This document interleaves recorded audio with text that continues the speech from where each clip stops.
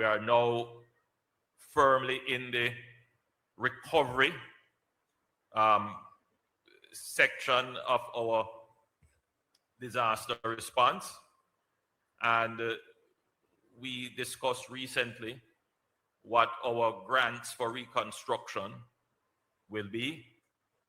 We are going to finalize that before the week is out and then start the distribution of those grants, particularly in the areas affected, started with those persons who have been most affected. As I have moved through the country, the devastation is clear.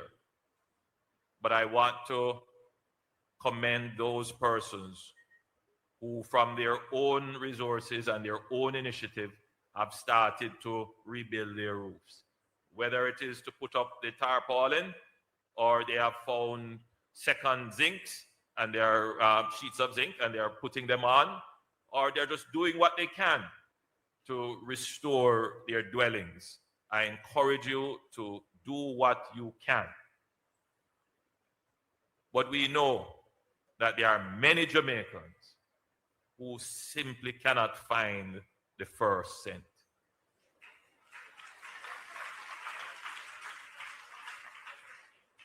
And we have had to balance between making sure that we identify those who can't find the first cent so that they are the ones who get it,